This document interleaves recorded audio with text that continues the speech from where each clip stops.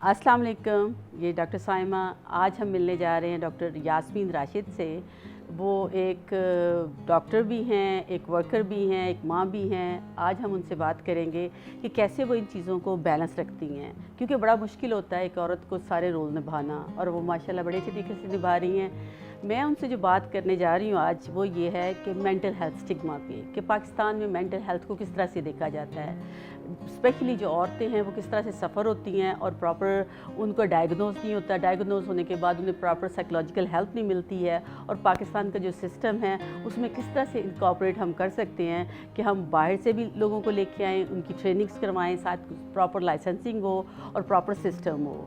और हम डॉक्टर साहब से पूछेंगे कि उनके नज़दीक ये सारी चीज़ें मेंटल हेल्थ और मेंटल हेल्थ स्टिग्मा और लोगों के पे जो जुल्म हो रहा है ज़हनी तौर पे, उनको ना रिकगनाइज़ करके, और जो टैबू है उसके बारे में उनका क्या ख्याल है। इसका मतलब ये कि आप औरतों के साथ मर्दों को भी एजुकेट कर रही हैं कि कैसे औरतों का ख्याल रखें। जी जी बिल्कुल। नहीं, मेरा ख्याल है हर औरत जो है ये सिर्फ काम के ऊपर डिपेंडेंट होता है। आप अपना काम डट के करें तो मेरा ख्याल है कहीं भी, मुझे तो कम से कम कभी कोई मुश्किल का सामना नहीं करना पड़ा। वजह ये है कि मैं जब मेडिकल कॉलेजेस में पढ़ाती थी तो तब भी ये था कि मर्दों के साथ compete करके ही काम करते थे और हेड करते थे। फिर मैं पाकिस्तान में सियासत में तो इस तरह कि मैं डॉक्टरों की सियासत में तो बहुत अरसा रही ना। पाकिस्तान मेडिकल एसोसिएशन की मैं सदर थी, तो उसकी वजह से I was the first woman, पहली खातून थी जो पाकिस्तान मेडिकल एसोसिएशन की पूरे पाकिस्तान की सदर बनी। I created history then even. तो वो तो मुमकिन है, और वो ये वजह नहीं थी कि वजह ये थी कि जब लोग देखते हैं कि आप एक्स्ट्रॉर्डनरी काम करते हैं, आप आउट ऑफ द कॉन्टेक्स्ट जाके एफर्ट करते हैं, तो लोग उस चीज़ को अप्रिशिएट करते हैं, और फिर उस चीज़ को अप्रिसिएशन के अंदर then they support you also. अच्छा, मुझे ये बताएं कि आपका मेंटल हेल्थ स्टिग्मा के बारे में क्या ख्याल है। देखिए, मेंटल हेल्थ पे मैंने तो बहुत ज़्यादा काम किया हुआ है, क्योंकि मैं तो basically Alzheimer's international Alzheimer's disease international की मैं बोर्ड मेंबर रह चुकी हूँ 2 दफ़ा। I was elected board member twice. हमारे जो पाकिस्तान के अंदर अल्जाइमर्स, पाकिस्तान मतलब जो डिमेंशियाज़ हैं और अल्जाइमर्स, उनके लिए आज तक कभी कोई ऐसी सोसाइटी नहीं बनी हुई थी उनकी सपोर्ट में, तो मैं उसकी भी पेट्रन हूँ। और स्टिग्मा देखें इस तरह लगता है, अब देखें ख़ास तौर पे जब हमारी उम्र में लोग आ जाते हैं तो डिमेंशिया और अल्जाइमर्स जो हैं ये एक मसला मसाइल उनके लिए शुरू हो जाते हैं। इससे कम उम्र में भी शुरू हो जाते हैं, 60 ऑनवर्ड्स चांसेस बढ़ने शुरू हो जाते हैं। और हमारी कोई स्ट्रैटेजी नहीं है, कोई हमारी अभी हमने एक नई स्ट्रैटेजी पूरी तैयार की है, जो स्ट्रैटेजी अब मैंने चीफ मिनिस्टर साहब को प्रेजेंट भी करनी है on mental health, particularly related to old age. अच्छा, वो भी बहुत बड़ा स्टिग्मा होता है। जी बिल्कुल। क्योंकि अगर किसी को घर में अल्जाइमर्स या डिमेंशिया हो जाए तो घर वाले क्योंकि इस बात को समझते नहीं हैं, और वो ये सोचते हैं कि ये हमें एम्बैरस करेंगे, तो बजाय उनकी सिचुएशन एक्सप्लेन करने के वो उनको बंद कर देते हैं ताकि मज़ीद हालात ख़राब हो जाते हैं। तो स्टिग्मा तो है उसके साथ भी एसोसिएटेड। फिर वैसे भी ज़हनी बीमारियों के साथ एक स्टिग्मा तो मौजूद है, लोग उसको बड़ी तनकीद की नज़र से देखते हैं। और सबसे बड़ी ये बात है कि अफसोस की बात है कि जब आपने मेंटल हॉस्पिटल जो था उसका नाम पागलखाना रखा हुआ, बिल्कुल। हाँ, तो अब अल्हम्दुलिल्लाह हमने उसको बना दिया mental health institute of mental health. It has been converted into institute.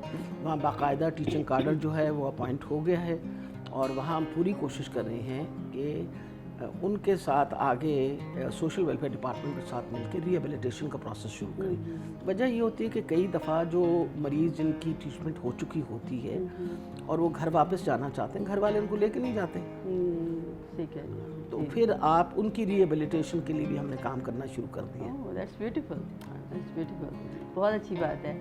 अच्छा, मैं यहाँ पे आती हूँ, मैं अमेरिका से ज़ाहिर है वहीं पे न्यू जर्सी में होती हूँ, वहीं पे मेरी प्रैक्टिस है। मैं यहाँ पे आती हूँ, डिफरेंट यूनिवर्सिटीज़ वगैरह में लेक्चर देती हूँ, मेंटल हेल्थ स्टिग्मा पे बात करती हूँ। मैंने नोटिस किया है कि यहाँ पे लाइसेंसिंग बोर्ड नहीं है। एक बंदा मास्टर्स करता है, साइकोलॉजिस्ट बनता है, और वो देख सबसे सीरियस चीज़ जो है आपके माइंड के साथ प्ले करना, तो वो ये शुरू, क्या सोचती हैं आप इसके बारे में? इसके ऊपर भी हम काम कर रहे हैं, वर्किंग ऑन इट। एक बाकायदा मेरा ख्याल है बहुत अच्छा होगा कि आप अपना ہمارے علی ہاشمی ہیں، doctor Ali Hashmi is at the moment professor of psychiatry, mental institute جو ہیلتھ ہے ہماری اس انسٹیٹیوٹ میں، he is looking after it as chief executive, انہیں بھی ضرور مل لیجیے. ہم یہ ساری چیزوں پہ کام کر رہے ہیں. آن لائسنسنگ آلسو ہمارے ساتھ روحی آفتاب جو ہیں وہ بہت زیادہ انوالوڈ ہیں. وجہ یہ ہے کہ you know she is a psychologist also, اور ہم بھی ورکنگ آن اٹ کہ ہم کس طریقے سے لائسنسنگ تو دیکھیں نا، اٹ از ایکسٹریملی امپورٹنٹ، اس کے بغیر گزارا نہیں ہے. تو we are working on that and I am 100% sure there's some sort of a license which is issued. I cannot be very clear about it now, لیکن کیونکہ کلینکل سائیکالوجی ہمارے نیچے آتی ہے and otherwise the psychologist work otherwise. تو یہ ساری چیزوں پہ کام تو ہو رہا ہے جب سے میں آئی ہوں. We have been working very hard on it. لیکن وہ والی بات ہے کہ ذہنی صحت جو ہے وہ نیچرلی بہت امپورٹنٹ ہے آج کل کے زمانے میں، خاص طور پہ جب یہ کووڈ آیا تھا اور لوگ آئسولیٹ ہو گئے تھے اور لوگوں کو گھروں پہ رہنا پڑا. پھر بچوں کا اسٹرین گھر کے اوپر، بچوں کی پڑھائی، ماؤں کے اوپر بہت زیادہ پریشر پڑا. تو جو ہماری یہ جو ٹیلی میڈیسن ہم نے شروع کی تھی، اس میں سب سے زیادہ کالز اسی قسم کی آیا کرتی تھیں. جو لوگ جو تھے وہ کنسرن تھے، مینٹل ٹینشن ہوئی ہوئی تھی، دے ور انڈر اسٹریس. تو وہ ساری چیزیں وی ورکنگ آن اٹ. جی بالکل، دیٹس بیوٹیفل. آپ عورت کی مینٹل ہیلتھ کے بارے میں کیا سوچتی ہیں؟ جیسے اب دیکھیں ہاسپٹلس میں جاتے ہیں، جنرلی بات کریں، اتنی اسٹریس ہے بچوں کو ریز کرنے کی، گھر میں دیکھنے کی، سسرال کو دیکھنے کی، بہت سارا ریلیشن شپ ہے.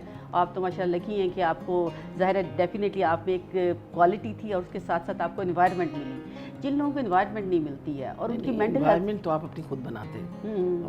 میں دیکھیں بیسکلی میں اپنی شادی ہو کے سسرال میں رہی 24 سال، کمبائنڈ فیملی سسٹم میں رہی.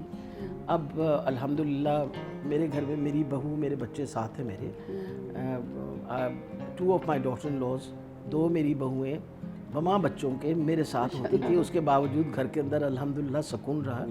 وجہ یہ ہوتی ہے کہ یہ تو آپ ڈپینڈ کرتا ہے نا کہ آپ مینیج کس طرح کرتے ہیں. اب جب میں بہو تھی تو آئی ہیڈ ٹو انشور کہ بھائی جو میرے سسرال والے ہیں، میری ساس ہیں، سسر ہیں، ان کو ڈیو رسپیکٹ ان کا ریکارڈ کیا جائے. اور الحمدللہ جب سے ماشاءاللہ بہویں آئی ہیں، ہم انشور کرتے ہیں کہ ان کو ضرور ان کی عزت دی جائے. تو ہمیں تو کوئی مسئلہ نہیں ہے. میں تو ماشاءاللہ اپنی بہوؤں کے ساتھ بہت زیادہ کمفرٹیبل ہوں. I am very happy with them. But important یہ ہوتا ہے کہ ایک خاتون کی اپنی سیکیورٹی بہت ضروری ہے. اگر آپ خود مینٹلی سیکیور ہوں اور آپ کو ڈپینڈنس جو ہے نا، وہ جو ہماری ڈپینڈنسی کا ایشو ہے، ہم کیوں بیٹا مانگتے ہیں؟ وہ بیٹا اس لیے مانگتے ہیں کہ کل بیٹے جو ہے وہ ہمارا خیال رکھے گا، فلاں کرے گا. وائی ہم کیوں نہیں یہ سوچتے کہ ہم اپنا خیال خود کیوں نہیں کر سکتے؟ اب میں اس وقت آئی ایم 72 ایئرز اولڈ، 72 سال کی ہوں. تو I am not retired from any thing. میں اپنی کلینک بھی کرتی ہوں، میں مریض بھی دیکھتی ہوں، میں اپنا یہ سیاسی سارا کام بھی کرتی ہوں.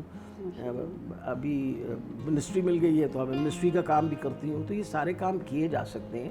انسان صرف ہمت کرنے کی بات ہوتی ہے کہ جب تک انسان زندہ ہے آپ اپنے لیے. ہماری خواتین کا سب سے بڑا مسئلہ یہ ہے کہ ہمیں ایک بچپن سے ایک اسٹیریو ماڈل بنا دیا جاتا ہے کہ جی بس شادی ہونی ہے، جلدی کر دو ان کی شادی، فلاں کرنے دو، ذمہ داری اتاری جائے. کیوں ذمہ داری اتاری جائے؟ بچیوں کو پڑھانا چاہیے، لکھانا چاہیے، قابل کرنا چاہیے تاکہ بچے انڈیپینڈنٹ ہوں. جب آپ شادی کریں تو اتنی پڑھی لکھی تو ہو کہ اپنے بھی she can earn for herself. So I think it's extremely important. آپ اتنا بڑا ملک، 22 کروڑ کی عوام، آپ کی اتنی بڑی، اس میں ایک مرد جو ہے وہ کیسے گھر کو سپورٹ کرے گا جب تک خاتون جو ہے وہ پارٹیسپیٹ نہ کرے؟ کیونکہ نا، اور پھر جب خاتون پارٹیسپیٹ کرنا شروع کر دیتی ہے ارننگ کے اندر، اس میں کانفیڈنس آ جاتا ہے. اس کانفیڈنس جو اس کی اپنی ذات پہ بھی کانفیڈنس آتا ہے اور پھر لوگوں کی نظر میں بھی اس کی عزت بڑھ جاتی ہے. تو یہ چیزیں ہمیں انکریج کرنی چاہیے نا. آپ اس وقت کیا حساب کر رہی ہیں کہ جو ایک عورت ہے جو گاؤں میں رہ رہی ہے، ایسی جگہ پہ رہ رہی ہے جس کے پاس فیسلٹیز نہیں ہیں، اس کے لیے آپ کیا کر رہے ہیں؟ ہر گاؤں کے اندر اسکول ہے. میں گاؤں کی رہنے والی ہوں. میرا ایک بہت نیلا دلہ، نیلا میرا گاؤں ہے. میں اس میں وہ میری خوش نصیبی کہ میرے والد جو تھے he was in the air force, والدہ میری ڈاکٹر تھیں. لیکن ہوں تو میں گاؤں کی نا. اور بچپن میں نے اپنے دادا اور دادی کے ساتھ گاؤں میں گزارا، بیکاز میری والدہ پڑھ رہی تھی اس وقت، ڈاکٹر بن رہی تھی. تو میں نے گاؤں میں گزارا. تو وہاں بھی اسکول تھا. ہمیں تو چھوٹی عمر سے ہی بتایا جاتا تھا کہ آپ نے اسکول جانا ہے.